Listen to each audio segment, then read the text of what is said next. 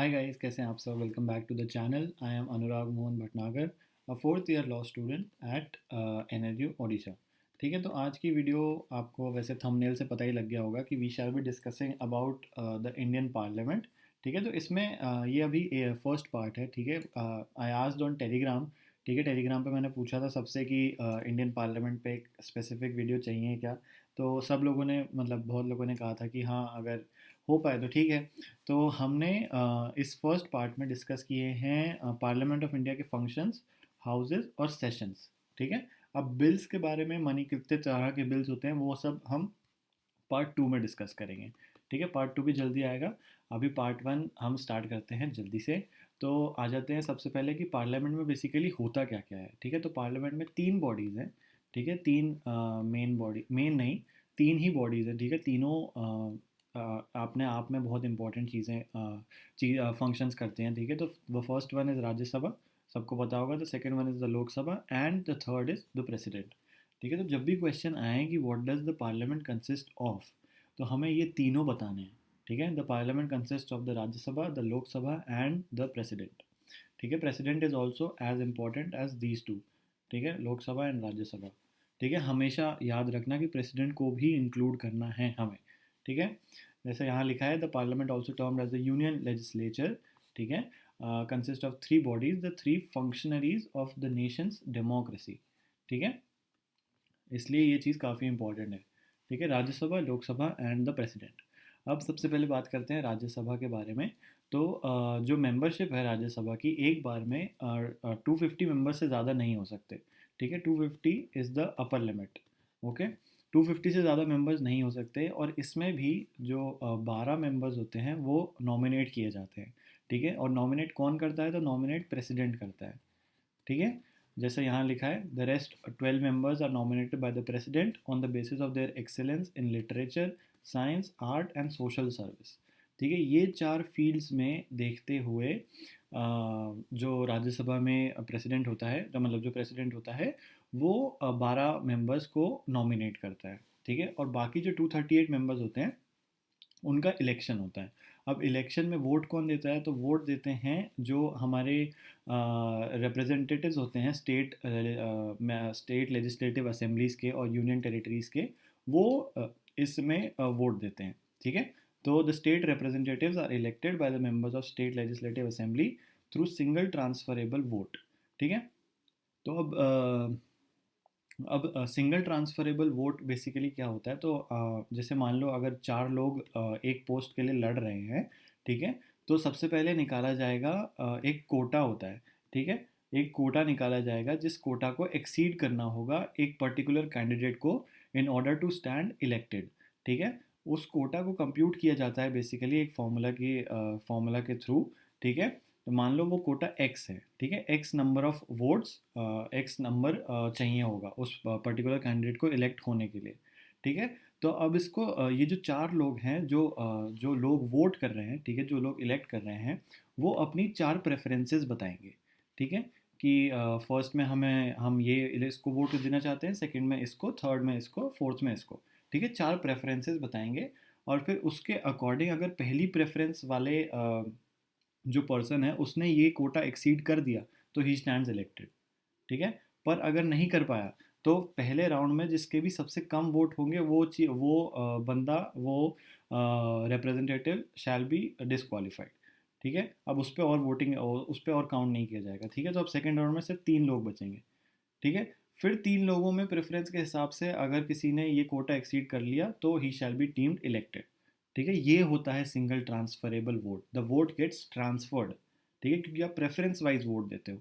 ठीक है, तो इतना समझ आ गया। तो अब राज्यसभा में 250 मेंबर्स होते हैं, 238 इलेक्ट किए जाते हैं, एंड द 12 मेंबर्स जो बच जाते हैं उनको प्रेसिडेंट नॉमिनेट करता है on the basis of there excellence in literature, science, art and social service. ठीक है, ये चार चीज़ें, चार फील्ड है। ठीक है, सिंगल ट्रांसफरेबल वोट के थ्रू वोटिंग होती है, और at the end of the day दो क्लास ऑफ मेंबर्स होते हैं, एक इलेक्टेड और एक नॉमिनेटेड। ठीक है, आगे चलते हैं। तो अब टेन्योर की अगर बात करें हम, तो ये परमानेंट बॉडी है। ठीक है, इसको डिसॉल्व नहीं किया जा सकता, Rajya Sabha can not be dissolve. ठीक है, पर ऐसा होता है कि हर दूसरे साल, मतलब हर 2 साल के बाद जो राज्यसभा के 1/3 मेंबर्स होते हैं वो उनका टेन्योर ख़त्म हो जाता है, ठीक है, वो उनको रिटायर कर दिया जाता है। ओके, तो ऐसे में क्या होगा, अगर 1/3 मेंबर हर 2 साल में रिटायर होंगे तो हर एक मेंबर का टेन्योर 6 साल का हो जाएगा। ठीक है, सिंपल मैथ्स।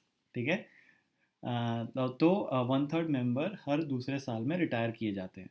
ठीक है, ये हो गई टेन्योर की बात। अब बात करते हैं क्वालिफिकेशन की। तो क्वालिफिकेशन में कुछ क्राइटेरिया हैं। सबसे first is the member should be a citizen of India. ठीक है, ये फर्स्ट पॉइंट। ही और she should be at least 30 years of age. ठीक है, second point. And third is should he और she should make an oath और affirmation before a person authorise by the election commission in that behalf. ठीक है, election commission एक person appoint करेगा, उसके सामने इनको ओथ या अफर्मेशन देना है। ठीक है, तो ये 3 कंडीशंस हैं, याद रखना, फर्स्ट, सेकंड और थर्ड। ठीक है, 3 conditions to in order to qualify to be a Rajya Sabha member. Okay, तो अब फंक्शन क्या होता है बेसिकली राज्यसभा का, तो जैसे लोकसभा का फंक्शन होता है वो it has the power to amend the constitution. ठीक है, उसी के साथ राज्यसभा का भी फंक्शन है, it can also amend the constitution of India. ठीक है, लोकसभा एंड राज्यसभा के सेम फंक्शन है। ओके, तो भाइयों बहनों, अब राज्यसभा हमने डिस्कस कर लिया है, अब हम डिस्कस करते हैं लोकसभा क्या होता है। ठीक है, तो Lok Sabha is called as the house of people. ठीक है, Rajya Sabha is called as house of commons and Lok Sabha is called as the house of people. ठीक है, लोकसभा को लोअर हाउस भी कहा जाता है। ठीक है, एल से लोकसभा, एल से lower house, easy to remember. ठीक है, अब सबसे पहले बात करते हैं इलेक्शन की। तो लोकसभा का जो इलेक्शन होता है वो हम लोग इलेक्ट करते हैं। ठीक है, यूनिवर्सल अडल्ट फ्रेंचाइज, जो भी 18+ है, that person can cast his or her vote. ठीक है, तो लोकसभा इलेक्शन में नॉर्मल पब्लिक वोट देती है। ठीक है, normal public elects the Lok Sabha. ठीक है, जैसे अभी BJP is in power in the Lok Sabha. ठीक है, मेजोरिटी है उनके पास। ठीक है, तो the members of the Lok Sabha elected directly by the people from territorial constituencies. ठीक है, हर कॉन्स्टिट्यूएंसी में हर पार्टी अपना एक मेंबर भेजती है and whoever gets the maximum votes stands elected from that particular constituency. फिर उस पर्टिकुलर कॉन्स्टिट्यूएंसी को that particular person shall represent in the Lok Sabha. ठीक है, ईजी एकदम, हम लोग इलेक्ट करते हैं इसमें। ठीक है, द नॉर्मल पब्लिक जो भी 18+ हैं। ठीक है, अब इसका जो कॉम्पोजिशन है, जैसे हमने पहले राज्यसभा की कॉम्पोजिशन की बात करी कि राज्यसभा में 250 लोग होते हैं, इसमें एक बार में 550 पीपल होते हैं। ठीक है, द मैक्सिमम परमिसिबल मेंबरशिप, ठीक है, जितने हो सकते हैं एकदम potential, the potential is of 550, out of which 530 are elected directly from the states. ठीक है, हर स्टेट की जो कॉन्स्टिट्यूएंसीज होती हैं, और 20 मेंबर्स रिस्ट्रिक्टेड होते हैं to be elected from the union territories. ठीक है, यूनियन टेरिटरी से 20, स्टेट्स से 530, तो टोटल स्टैंड्स 550। ठीक है, ये परमिसेबल मैक्सिमम परमिसेबल लिमिट है। ओके, तो अब अगर हम क्वालिफिकेशन की बात करें कि what should the person be qualified. ठीक है, क्वालिफिकेशन क्या है to be a member of Lok Sabha, इसके भी कुछ पॉइंट्स हैं जैसे हमने राज्यसभा के पढ़े।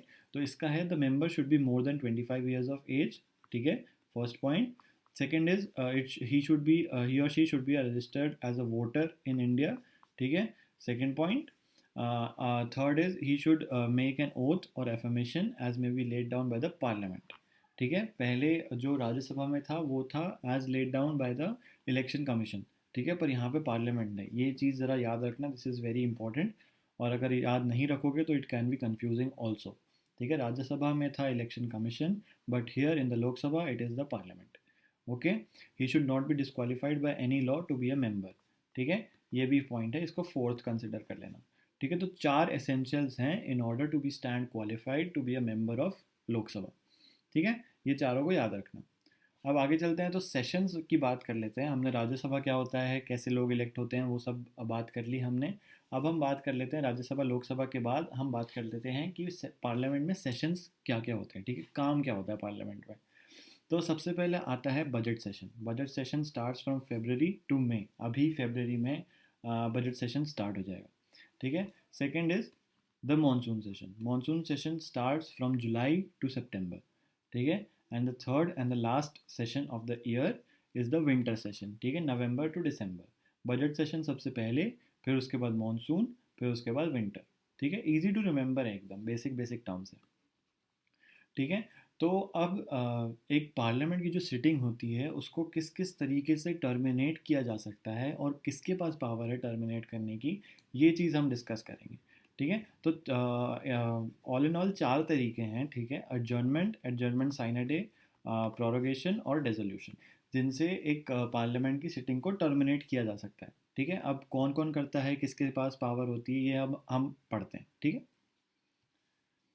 तो गाइज सबसे पहला तरीका जो है which can suspend a sitting of the parliament. ठीक है, दो पहले तो ये समझ लो कि सिटिंग, पार्लियामेंट की जो सिटिंग होती है और सेशन होता है, दोनों में क्या फ़र्क है। सेशन मैंने पहले बताया, सेशन 3-3 महीने तक चल सकता है। ठीक है, budget session, monsoon session, winter session, वो पूरा सेशन होता है। और सिटिंग होती है एक दिन की सिटिंग। ठीक है, एक दिन में आप जितने घंटे बैठते हो राज्यसभा लोकसभा में, उसको सिटिंग कहा जाता है। ठीक है, और सेशन पूरे दिन का कलेक्टिव होता है। ठीक है, इतना समझ आ गया। तो अब आगे चलते हैं। तो एडजर्नमेंट की अगर बात करें तो एडजर्नमेंट हमेशा एक सिटिंग को सस्पेंड करता है। ठीक है, not a session but a sitting of that particular day. ठीक है, और वो एक स्पेसिफाइड पीरियड ऑफ टाइम के लिए सस्पेंड करता है। जैसे अगर आज 2 जनवरी है, ठीक है, 2 जनवरी 2022, तो द प्रिसाइडिंग ऑफिसर जो होगा उस पर्टिकुलर हाउस का, ठीक है, प्रिसाइडिंग ऑफिसर जनरली स्पीकर होता है, स्पीकर ऑफ द लोकसभा। ठीक है, तो जो प्रिसाइडिंग ऑफिसर होता है वो बोलता है कि आज हमारी ये सिटिंग यहीं ख़त्म होती है। ठीक है, हम एडजर्नमेंट के थ्रू, और हम नेक्स्ट मिलेंगे अब 8 जनवरी को। ठीक है, 8 जनवरी को हम मिलेंगे दोबारा। तो 2 जनवरी को उसने ये बोल दिया और डेट दे दी। ठीक है, इस डेट स्पेसिफाई कर दिया कि इस टाइम को हमारी रीअसेंबली होगी। बस यही एडजर्नमेंट होता है। ठीक है, जब आप स्पेसिफाई कर देते हो कि आप दोबारा कब मिलोगे, वो होता है एडजर्नमेंट। ठीक है, वही चीज़ यहाँ लिखी है अंग्रेजी में कि the an adjournment suspends the work in a sitting for a specified time which may be hours, days or weeks. ठीक है, but in this case the time of reassembly is specified. ठीक है, जो प्रिसाइडिंग ऑफिसर होता है वो specify करता है कि भाई यहाँ दोबारा आना है आपको। ठीक है, कहीं बाहर घूमने नहीं जाना है, आप वापस आके यहीं बैठना है और इस डेट को बैठना है। ठीक है, और जैसा मैंने पहले बताया, ये एक सिटिंग को टर्मिनेट करता है, नॉट अ सेशन। ठीक है, सिटिंग टर्मिनेट की जाती है, सेशन नहीं टर्मिनेट किया जाता। ठीक है, आगे चलते हैं। तो अब एडजर्नमेंट साइनेट डाई की बात कर लेते हैं। एडजर्नमेंट साइनेट डाई पहले था एडजर्नमेंट, अब बात करते हैं एडजर्नमेंट साइनेट डाई की। ठीक है, तो एडजर्नमेंट साइनेडाई क्या होता है कि इसमें भी एक सिटिंग ही टर्मिनेट की जाती है। ठीक है, सेशन नहीं टर्मिनेट किया जाता है। एडजर्नमेंट, दोनों टाइप्स के एडजर्नमेंट में सिटिंग टर्मिनेट की जाती है। ठीक है, पर इसमें इंडेफिनिट पीरियड के लिए की जाती है। जैसे मैंने पहले यहाँ बताया था, आपको दिख नहीं रहा होगा, जैसे पहले मैंने यहाँ बताया था कि वो डेट मेंशन करनी होती है। ठीक है, कि कब वापस आना है, इसमें डेट मेंशन नहीं होती कि कब वापस आना है। ठीक है, the house is adjourn without naming a day for reassembly, it is called adjournment sine die. ठीक है, जब भी हम रीअसेंबली की डेट नहीं बताते हैं वो एडजर्नमेंट साइनेडाई होता है। ठीक है, for an indefinite period of time. ठीक है, और इसको भी प्रिसाइडिंग ऑफिसर जो भी होता है हाउस का, उसके पास पावर होती है एडजर्नमेंट साइनेडाई बताने की। ठीक है, आगे चलते हैं। तो अब प्रोरोगेशन की बात कर लेते हैं। तो प्रोरोगेशन में बेसिकली एक पूरा का पूरा सेशन टर्मिनेट होता है। ठीक है, अब हम बात कर रहे हैं सेशन टर्मिनेट होने की। पहले अभी यहाँ पे सिटिंग थी, यहाँ पे भी सिटिंग थी, पर अब हम बात कर रहे हैं पूरे के पूरे सेशन टर्मिनेट करने की। ठीक है, और ये प्रेसिडेंट के पास पावर होती है। ठीक है, किसी हाउस के लीडर के पास पावर नहीं होती। This power is belongs to the president of India.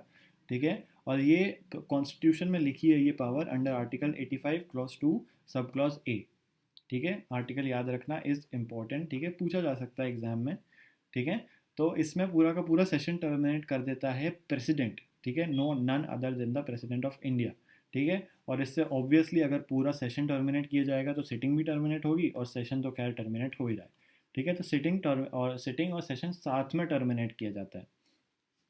ठीक है, और यही चीज़ यहाँ पे भी लिखी है कि unless with in a few days after the house, जो मतलब यूजुअली ऐसा होता है कि अगर जो भी हाउस है वो एडजर्न साइनेडाई हुआ है कि दोबारा डेट नहीं बताई है, तो उसके कुछ दिन बाद प्रेसिडेंट नोटिफिकेशन इशू कर देता है प्रोरोगेशन का। ठीक है, ये यूजुअली किया जाता है। ठीक है, यूजुअली, हर केस में नहीं, पर generally this is the thing that is followed. ठीक है, गाइस तो अब बात करते हैं डिसोल्यूशन की। ठीक है, हमने तीन चीज़ें डिस्कस कर ली। अब चौथा तरीका इज़ डिसोल्यूशन। ठीक है, डिसोल्यूशन सबसे खतरनाक तरीका है। ठीक है, टू बी ऑनेस्ट। ठीक है, इसमें जो हाउस होता है उसकी पूरी की पूरी लाइफ ही ख़त्म कर दी जाती है। ठीक है, और एक नया हाउस फॉर्मुलेट करने का नोटिफिकेशन आता है जब भी जनरल इलेक्शंस दोबारा हों। ठीक है, और ये ऐसा हो सकता है कि मान लो 2014 में जनरल इलेक्शंस हुए, लोकसभा फॉर्मुलेट हुई, तो 2015 में डिसोल्यूशन आ गया। ठीक है, तो 2015 से ले 15 में फिर नए इलेक्शंस होंगे और तब फिर नया हाउस आएगा, नए लोग बैठेंगे। ठीक है, लोकसभा में ऐसा भी हो सकता है। ठीक है, तो दो तरीके से होता है। ठीक है, यहाँ से सीधा यहाँ आ जाओ। दो तरीके से होता है, एक होता है ऑटोमेटिक डिसोल्यूशन। ठीक है, ऑटोमेटिक डिसोल्यूशन मतलब टेन्योर ख़त्म हो गया सरकार का, 2014 में इलेक्ट हुई थी, 2019 तक 5 साल हो गए। ठीक है, ख़त्म हो गया, अब दोबारा इलेक्शंस होंगे और नए लोग आके हाउस में बैठेंगे। ठीक है, that is termed as automatic dissolution. 5 years और the terms as extended during a national emergency. ठीक है, नेशनल इमरजेंसी अगर लग जाती है तो पार्टी का टर्म एक्सटेंड हो जाता है। ठीक है, and the second is order of president. ठीक है, अगर president if the president is authorised by the council of ministers. ठीक है, COM is the council of ministers, he can dissolve the Lok Sabha even before the end of the term. जैसे मैंने यहाँ पहले बताया कि 2014 के बाद 2015 में भी डिसोल्यूशन हो सकता है बाय द प्रेसिडेंट। ठीक है, प्रेसिडेंट करता है डिसोल्यूशन। ठीक है, और काउंसिल ऑफ मिनिस्टर्स के कंसेंट के साथ करता है। ठीक है, जब भी काउंसिल ऑफ मिनिस्टर्स अपनी पार्टी में कॉन्फिडेंस खो देते हैं कि this party can not sustain our nation. ठीक है, जो काउंसिल ऑफ मिनिस्टर्स का अगर कॉन्फिडेंस लूज हो जाता है पार्टी में, तो they can authorise the president to dissolute the house. ठीक है, डिसोल्यूशन। ठीक है, इसके अलावा जब भी अगर कोई पार्टी गवर्नमेंट चला नहीं पाती है तब भी डिसोल्यूशन हो जाता है। ठीक है, फिर से री इलेक्शन होते हैं।